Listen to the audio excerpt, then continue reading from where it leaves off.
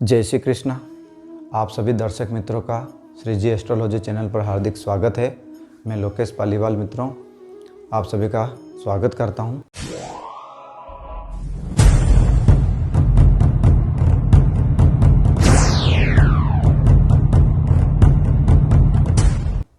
मित्रों आज हम बात करेंगे आज से शुरू होने वाले मनसा महादेव व्रत के बारे में। मित्रों यह जो व्रत है यह व्रत मनसा महादेव, जैसा कि नाम है मनसा महादेव, यानी कि मन की इच्छाओं की पूर्ति करने वाला महादेव जी का यह व्रत है मित्रों। और इस व्रत को आज के दिन से यानी कि श्रावण का जो शुक्ल पक्ष होता है उसके प्रथम चतुर्थी तिथि से यह व्रत किया जाता है, विनायक की चतुर्थी तिथि से। और ये 4 महीने का व्रत रहता है मित्रों। और यह व्रत कार्तिक मास की शुक्ल पक्ष की चतुर्थी तक यह रहता है, यानी कि 16 सोमवार का यह व्रत होता है मित्रों। मुख्य रूप से मित्रों यह जो व्रत किया जाता है यह 4 वर्ष का किया जाता है। 4 वर्ष तक, हर वर्ष 4 माह तक आपको यह व्रत करना रहता है। और उसके बाद में कोई चाहे तो यह व्रत 16 वर्ष तक भी कर सकता है। तो दोनों ही प्रकार हैं, वो चाहे जैसा करें। इसमें मित्रों आप अपनी मन की जो मनोकामनाएं हैं उनको आप बोलकर और उसके बाद में मन में उन मनोकामनाओं को, इच्छाओं को जागृत कर इस व्रत का संकल्प लें। और इस व्रत का जब भी संकल्प लें तो विद्वान ब्राह्मणों से इसका संकल्प होना चाहिए मित्रों। और संकल्प होने के बाद में ही इस व्रत का प्रारंभ होना चाहिए। तो इस प्रकार यह व्रत किया जाता है मित्रों। और यह व्रत स्त्री और पुरुष दोनों ही कर सकते हैं। लेकिन मित्रों यह जो व्रत किया जाता है इस व्रत में इस बात का अवश्य ध्यान रखें कि व्रत कोई भी होता है तो उसमें क्या होता है, मन शुद्ध होना चाहिए, मन सात्विक होना चाहिए। और मन शुद्ध और सात्विक होगा कि तमस गुणों को जो बढ़ाने वाली वस्तुएं हैं उनको आपको ग्रहण नहीं करना है। यदि आम जन है तो आम जन ज़्यादातर क्या करते हैं कि कांदा, जिसको हम प्याज बोलते हैं, और लहसुन का सेवन करते हैं। तो ये दोनों ही जो वस्तुएं हैं हमारे शास्त्रों के अनुसार इनमें तमस गुण माना गया है, यानी कि तामसिक गुणों को यह बढ़ाने वाली होती है। तो यह जब व्रत करें तो व्रत कभी भी 3 दिन का होता है मित्रों। जैसे आज आप व्रत कर रहे हैं तो उसके 1 दिन पहले और 1 दिन बाद में। तो 1 दिन पहले ही आपको ऐसी तामसिक वस्तुओं का सेवन नहीं करना है। और जिस दिन आप व्रत कर रहे हैं उस दिन तो आप ग्रहण नहीं करेंगे, उसके अलावा उसके दूसरे दिन भी आपको ग्रहण नहीं करना, यानी कि 3 दिन का यह संकल्प के रूप में व्रत रहता है। तो यहाँ पर आपको इन चीज़ों का सेवन नहीं करना है। इस प्रकार मित्रों यह व्रत किया जाता है। तो आपको जब ये व्रत करते हैं तो यानी कि आज का दिन जो व्रत कर रहे हैं तो कल भी आपको ये वस्तुएं ग्रहण नहीं करनी थी और आने वाले कल भी आपको ये वस्तुएं ग्रहण नहीं करनी चाहिए। व्रत का मतलब होता है मित्रों निराहार रहना, आहार नहीं लेना और शुद्ध मन से उस ईश्वर को याद करते रहना जिसके प्रति आप यह व्रत कर रहे हैं। इन बातों का आपको मित्रों ध्यान रखना है। और यह जो व्रत किया जाता है मित्रों, कोई भी व्रत हो, व्रत हमेशा शुद्ध मन और शुद्ध संकल्प से होता है। जो भी इसका व्रत करे मित्रों, सबसे बड़ी बात को उनको कांदा और लहसुन ही नहीं, यदि कोई मांसाहार का सेवन कर रहा है तो उसको त्यागना है, नशे का सेवन कर रहा है तो उसको त्यागना है। इन सब चीज़ों से आपको दूर रहना है, इन सब चीज़ों को आपको छोड़ना है। और इसके अलावा सबसे बड़ी चीज़, आपको हिंसक भी नहीं बनना है। इसके अलावा आपको झूठ भी नहीं बोलना है।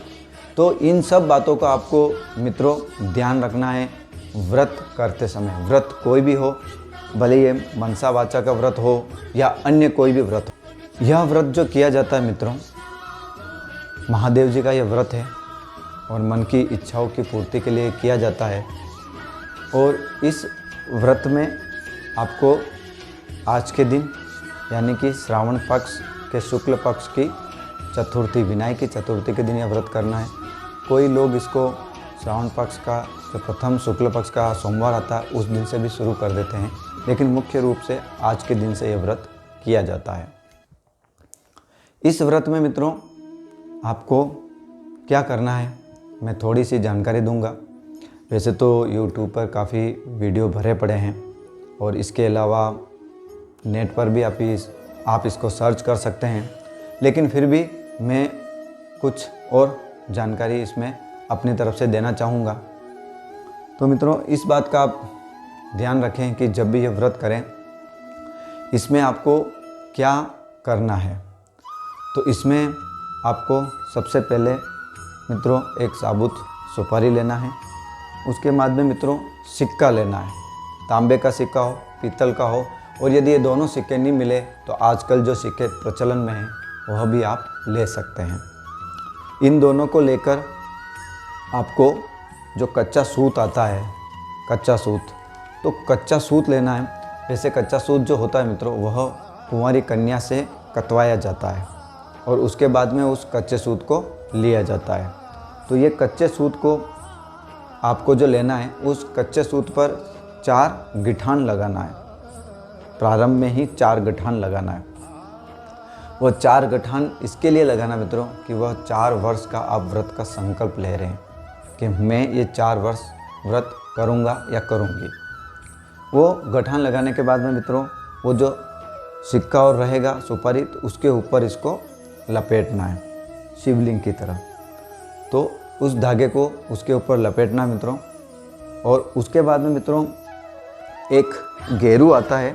उसके बाद मित्रों एक स्वर्ण गेरू आता है, स्वर्ण गेरू बोला जाता है। आप बाज़ार में जाएंगे पंसारी की दुकान पर यह मिल जाएगा आपको, या ज्वेलर्स की शॉप पर भी अक्सर यह मिल जाता है। मोस्टली आपको पंसारी की दुकान पे मिल जाएगा। तो ये गेरू ले आएँ, इस गेरू को गोल बना लें और उसमें फिर इनको रंग लेवें जो आपने यह बनाया है।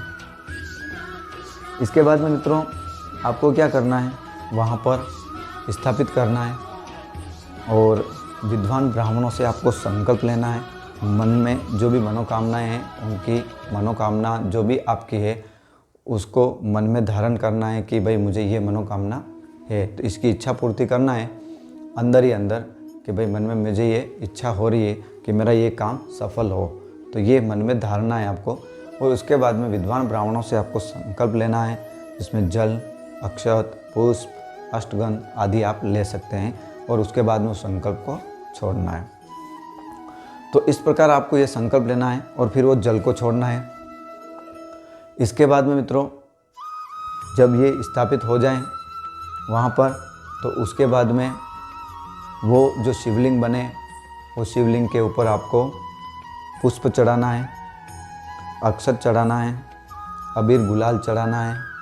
और उससे पहले ये जो चढ़ाएंगे इससे पहले आप उसको एक बार अभिषेक कर लेवें, पंचामृत से उसका अभिषेक कर लेवें। पंचामृत बनाना है घी, दूध, दही, शहद और शक्कर, इन 5 वस्तुओं से मिलकर जो पंचामृत बनता है वो बना लेना है आपको और फिर आपको अभिषेक करना है।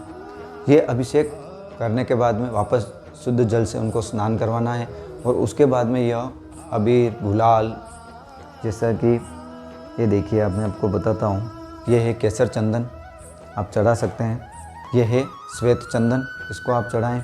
इसके अलावा ये अष्टगंध है इसको आप चढ़ाएं। इसके अलावा मित्रों यह गुलाल है इसको आप चढ़ाएं और यह अबीर है तो इसको आप चढ़ाएं। तो इस प्रकार वो चढ़ाना है। उसके बाद में आपको बेलपत्र चढ़ाना है शिवलिंग पर और उसके ऊपर पुष्प चढ़ाना है। हार लाए हो तो हार चढ़ा देना है आपको। चढ़ाने के बाद में आपको कथा बोलना है। मनसा वाचा की जो कथा बुक आती है उससे आपको कथा बोलना है मित्रों। और कथा बोलने के बाद में मित्रों एक बात का ध्यान रखें कि जब आप वो सब करते हैं उस समय आप गंगा जल से भी नहलाएं इनको। अभिषेक करते समय जब आप दूध दही से नहलाते हैं तो अभिषेक करते समय थोड़ा गंगा जल से भी नहलाएं। ये मैं भूल गया था तो बता रहा हूँ आपको। और उसके बाद में आपको कथा बोलना है मित्रों। कथा बोलने के बाद में वहाँ पर प्रसाद के रूप में केले का प्रसाद चढ़ाना है मित्रों। इस बात का भी आप ध्यान रखें। और इसके अलावा प्रसाद में पंच मेवा चढ़ाना है, 5 प्रकार के मेवे और पंच फल, यानी केला तो चढ़ाना ही है, पंच फल भी आप चढ़ा सकते हैं। तो इस प्रकार आपको वहाँ प्रसाद के रूप में चढ़ाना है। और उसके बाद में कथा बोलना है, और कथा बोलने के बाद में मित्रों फिर आपको उसकी आरती करना है। आरती करने के बाद में मित्रों आपको क्या करना है, वापस ये जो आरती हो जाने के बाद वो जो प्रसाद बचे वो प्रसाद सबको बांटें, और उसमें एक केला जो बचे, जो आप केला वहाँ चढ़ाएंगे, तो उसको आप आपके परिवार को छोड़कर बाहर किसी भी बालक को, हंसता खेलता जो भी बालक हो उसको दे देवें। तो इस प्रकार मित्रों यह विधि है, और इसको आपको प्रत्येक सोमवार को करना है। प्रत्येक सोमवार को यही तरीका रहेगा, यही तरीके से करना है। लास्ट में आरती भी करना है, और यही तरीके से आपको पूजा करना है प्रत्येक सोमवार को। और जिस दिन आपके 16 सोमवार पूरे हो जाते हैं, 4 मास पूरे हो जाते, क्योंकि एक मास में 4 सोमवार आते हैं, तो इस प्रकार 4 मास, तो 16 सोमवार होने पर 16वें सोमवार के दिन इसका आपको उजाड़ना, जिसको हम उद्यापन बोलते हैं, वह आपको करना है। उद्यापन करते समय मित्रों आपको इस बात का ध्यान रखना है कि उद्यापन में आपको 4.25 सेर आटा लेना है, 1.25 सेर घी लेना है, और 1.25 सेर गुड़ लेना है। इन सबको मिला के आपको चूरमा बनाना है मित्रों, और उस चूरमे के 4 संभाग करना है, समान भाग 4 करना है। उन समान भागों में से एक भाग ब्राह्मण देव के लिए निकालना है, एक भाग साधु के लिए निकालना है, एक भाग गाय के लिए निकालना है, और एक भाग जो बचेगा लास्ट वाला वह अपने स्वयं के लिए रखना है। तो इस प्रकार उद्यापन में मित्रों इन चीज़ों का आपको ध्यान रखना है।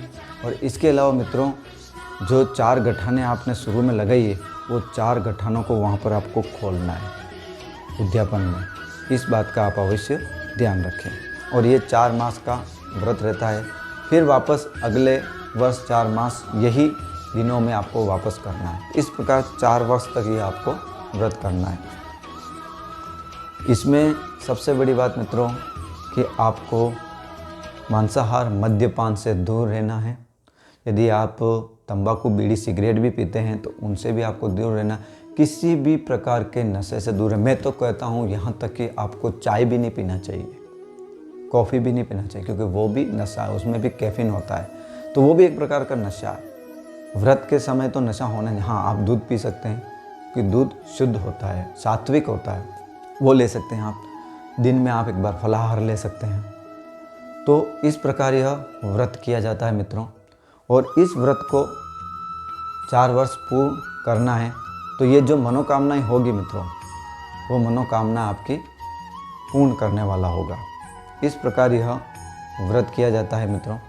और यदि आपने अभी तक कोई ये व्रत नहीं किया है और आपको भी समस्याएं और परेशानियां आ रही है छोटी मोटी, ऐसी कोई मनोकामनाएं आपके मन में भी है, तो उसके निमित्त आप भी यह व्रत ले सकते हैं और इस व्रत को आप कर सकते हैं।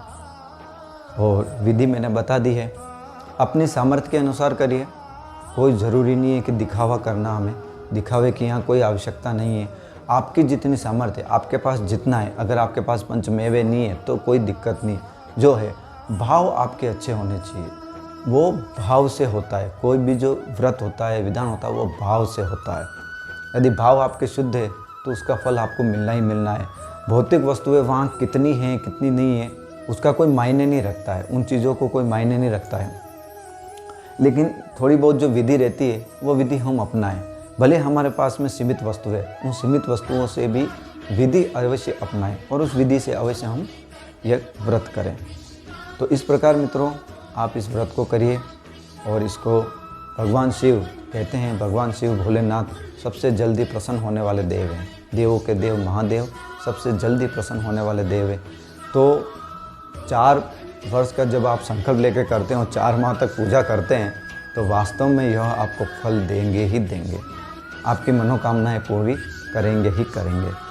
तो मैं आशा करता हूं मित्रों कि आज का ये वीडियो आपको अच्छा लगा होगा। आप लाइक करें, शेयर करें, सब्सक्राइब करें और ज़रूरतमंद जो लोग हैं उन तक ये वीडियो अवश्य पहुंचाएं।